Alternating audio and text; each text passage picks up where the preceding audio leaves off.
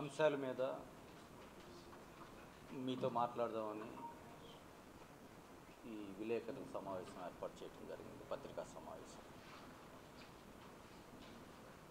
మొదటిది, కొద్ది రోజుల క్రితం మీకందరికీ కూడా తెలుసు, ఒక పత్రికా ప్రకటన ఏలూరు జిల్లా అధ్యక్ష పదవికి, అలాగే ఏలూరు అసెంబ్లీ నియోజకవర్గ కోఆర్డినేటర్ ఇన్ఛార్జ్ బాధ్యతలకు నేను రిజైన్ చేస్తూ పత్రికా ప్రకటన ఇవ్వటం జరిగింది. దాని తర్వాత అప్పుడు నేను పార్టీకి సంబంధించి, పార్టీ సభ్యత్వానికి సంబంధించి ఆ రాజీనామా అనే విషయాన్ని నేను ప్రస్తావించలేదు. అప్పుడు పార్టీకి నేను రాజీనామా చేయలేదు. ఇప్పుడు ప్రత్యేకంగా ఈ సమావేశం ఏర్పాటు చేసింది కూడా నా వ్యక్తిగత కారణాల వల్ల కొన్ని వ్యక్తిగత బాధ్యతలకు సంబంధించి నిర్వర్తించుకోవాల్సినటువంటి అవసరం ఉండటం వల్ల పార్టీ సభ్యత్వానికి కూడా రాజీనామా చేస్తున్నానని మీ ద్వారా అందరికీ తెలియచేయడానికి ఈరోజు ప్రత్యేకించి నేను సమావేశం ఏర్పాటు చేయడం జరిగింది. ఎందుకంటే ఆ రోజు కూడా నా లెటర్ ద్వారా జిల్లా ప్రెసిడెంట్ పదవికి కానీ, లేకపోతే అసెంబ్లీ నియోజకవర్గ ఇన్ఛార్జి పదవికి కానీ నేను రాజీనామా చేశాను. మీ ఎవరితో మాట్లాడటం నాకు అప్పుడు సాధ్యం కాలేదు. ఆ విషయం ఒకటి ప్రకటించడానికి.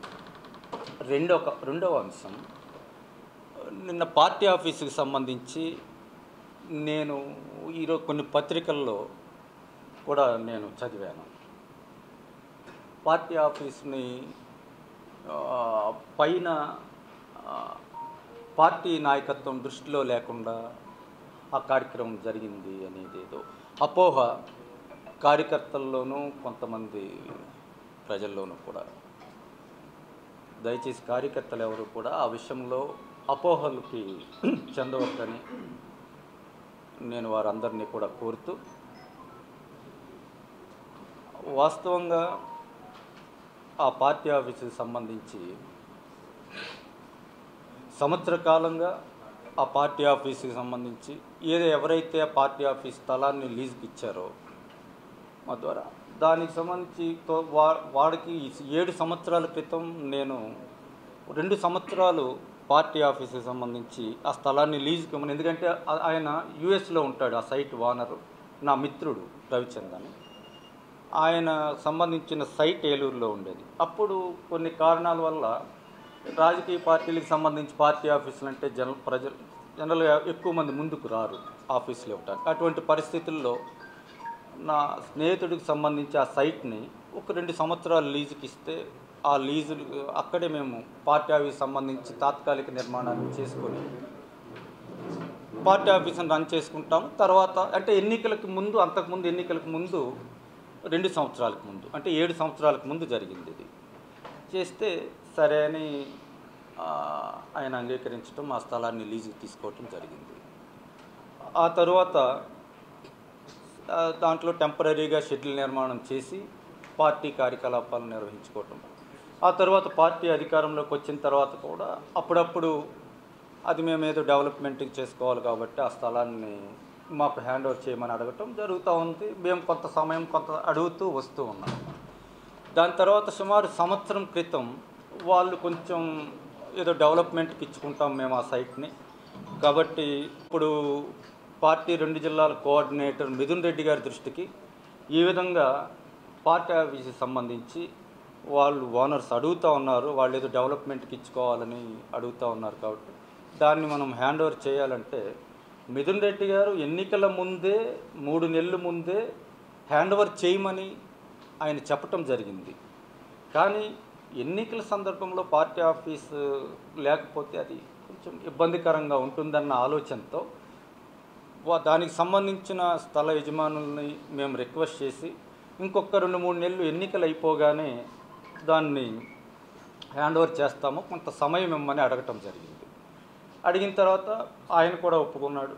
ఒప్పుకున్న తర్వాత ఎన్నికలు అయిన తర్వాత మళ్ళీ వాళ్ళు ఆ స్థలం హ్యాండ్ ఓవర్ చేయమని, లీజ్ అగ్రిమెంట్ పూర్తి అయిపోయింది కాబట్టి స్థలం హ్యాండ్ ఓవర్ చేయమని సహజంగానే వాళ్ళు ఒత్తిడి తీసుకురావటం ప్రారంభించిన తర్వాత ఎన్నికలు అయిపోయిన 10 రోజులకే మళ్ళీ మేము మిథున్ రెడ్డి గారి కోసం ప్రయత్నం చేయటం, ఆయన నాకు అందుబాటులోకి రాకపోతే ఆయనకు సన్నిహితంగా ఉండే ఆయన వ్యవహారాలు చూసేటువంటి బీవీఆర్ చౌదరి అని జంగారెడ్డిగూడెంలో ఉంటాడు ఆయనకి నేను ఫోన్ చేసి మిథున్ రెడ్డి గారు నాకు అందుబాటులోకి రాలేదు, ఎన్నికల ముందే ఆయన హ్యాండ్ ఓవర్ చేయమని చెప్పినా ఎన్నికల సందర్భంగా మనం చేయటం వల్ల ఇబ్బందిగా ఉంటుంది పార్టీ కార్యకలాపాలకు అని చెప్పి నేను హ్యాండ్ ఓవర్ చేయలేదు. ఇప్పుడు వాళ్ళు ఒత్తిడి పెరిగింది, నువ్వు ఒకసారి ఆయన దృష్టిలో పెట్టు అని చెప్పి చెప్పడం జరిగింది.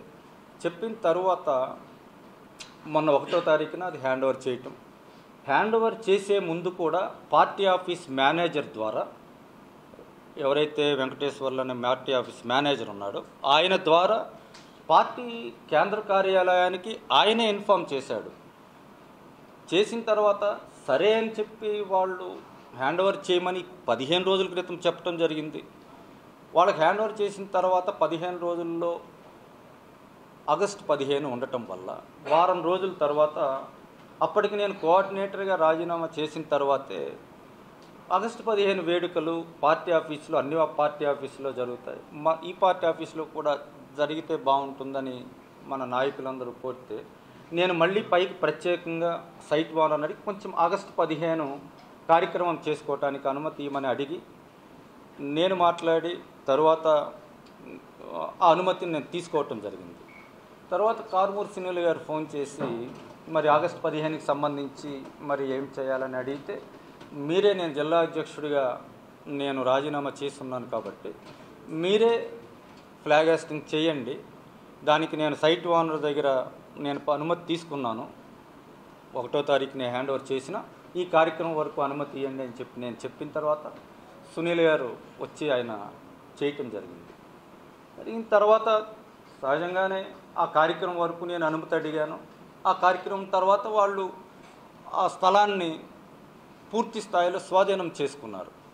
అంటే ఇదంతా నేను ఎందుకు చెప్తున్నానంటే పార్టీ నాయకుల్లోనూ కార్యకర్తల్లోనూ కొంత అపోహ, దానివల్ల కొంచెం మనస్తాపం కూడా ఉంటుంది.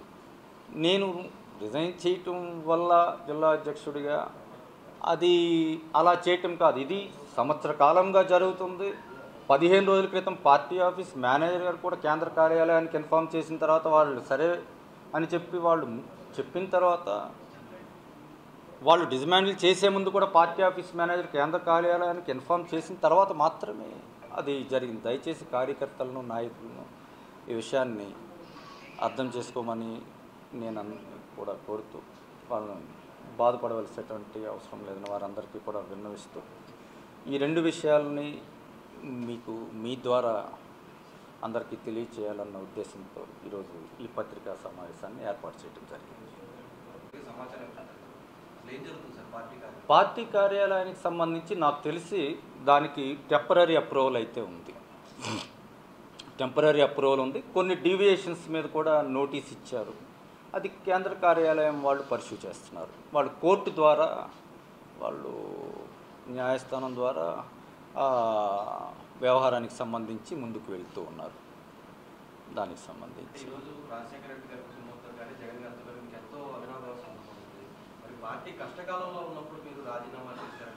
అదే నేను చెప్పేది కూడా అదే. నేను 32 సంవత్సరాలుగా నేను రాజకీయాల్లో కాంగ్రెస్ పార్టీ, తర్వాత వైఎస్ఆర్ కాంగ్రెస్ పార్టీ వెళ్తాం. ఇది పూర్తిగా నా వ్యక్తిగత కారణాలు అని చెప్పాము. ఇది ఎవరి మీద కోపంతోనో ఎవరి మీద ప్రేమతోనో చేసేది కాదు. నా వ్యక్తిగతంగా 32 సంవత్సరాలు రాజకీయాల్లో ప్రజలందరూ కూడా చాలా బాగా ఆదరించారు. ఎమ్మెల్యేగా, మంత్రిగా, ఉప ముఖ్యమంత్రిగా ప్రజలందరి దీవెనలతో గెలుపు ఓటములకు అతీతంగా ప్రజలకు నేను ఎప్పుడూ రుణపడి ఉంటాను. నేను అదే మీ కింద కూడా మీకు తెలియచెప్పింది. పూర్తిగా ఇది నా వ్యక్తిగత కారణాలతో, వ్యక్తిగతంగా నాకున్న కొన్ని బాధ్యతల రీత్యా నేను కొంతకాలం విరామం తీసుకోవాలని అనుకోవటం అనేది నా వ్యక్తిగతం పూర్తిగా. ఇది ఎవరు కారణం కాదు. నేను ఎవరి మీద అసంతృప్తితోనో ఎవరి మీద నేను ఇది చేయట్లేదు అనుకుంటానని నేను జగన్మోహన్ రెడ్డి గారికి చెప్పాను. నేను ఇప్పుడు నాకున్న వ్యక్తిగత కారణాలతో నేను జిల్లా అధ్యక్ష పదవిని చేయలేకపోతున్నానని నేను ఆయన దృష్టిలో పెట్టాను. వాళ్ళతో అందుబాటులో ఉన్న నాయకుల్ని, కార్యకర్తలని కూడా రమ్మని నేను చెప్పి పిలిచాను. ఎందుకంటే ముఖ్యంగా పార్టీ ఆఫీస్కి సంబంధించి ఒక అపోహ, ఇది పై దృష్టిలో లేకుండా జరిగిందనే ఒక అపోహ వాళ్ళల్లో. అది కాదు, జరిగింది ఇది పైన నాయకత్వం దృష్టిలో పెట్టే ఇదంతా జరిగింది తప్ప ఇది ఇప్పటికిప్పుడు జరిగింది కాదు. అంత మూర్ఖత్వంగా ఆలోచించవలసినటువంటి అవసరం వారం రోజులకే రాజీనామా చేసిన తర్వాత వారం రోజులకే పార్టీ ఆఫీస్ అంత మూర్ఖత్వంగా ఎవరైనా ఉంటారని కూడా నేను అనుకోను. దీనికి సంబంధించి భవిష్యత్ కార్యాచరణ ఏంటి? ఇప్పుడు నాకు ప్రణాళికలు, కార్యాచరణలు, భవిష్యత్ దీని గురించి నాకు అసలు ఆలోచనే లేదు. నేనిప్పుడు పూర్తిగా కొంతకాలం నేను నా వ్యక్తిగత బాధ్యతల మీద దీని మీద నేను దృష్టి పెట్టుకోవాలి తప్ప అదే చెప్పాను మీకు. నేను ఏదో ఆలోచనతోనో ఏదో ప్రణాళికతోనో నేను ఇది చేసే కార్యక్రమం కాదు. పూర్తిగా ఇది నా వ్యక్తిగతంగా, నా వ్యక్తిగత బాధ్యతలు, వ్యక్తిగత కారణాలతో నేను ఇది చేస్తూ ఉన్నా తప్ప నాకు ఎవరి మీద ఎటువంటి వేరే విధమైనటువంటి అభిప్రాయం కానీ ఏదీ లేదు. దీని మీద ఏదన్నా ఉంటే నేను మీకు చెప్తాను తప్పకుండా. నేను ఈరోజు కూడా ప్రత్యేకంగా నేను మీ ముందుకు వచ్చి చెప్పేది, నేను నా మనసులో నేను చెప్పే విషయాలన్నీ కూడా చాలా ఓపెన్గానే చెప్తా ఉన్నాను కదా. దీనికి ఎవరినో కారణం చూపించి ఇంకొకరిని ఏదో నిందించి అటువంటి పనులు అటువంటిది ఏమీ లేదు. పూర్తిగా నా వ్యక్తిగతం.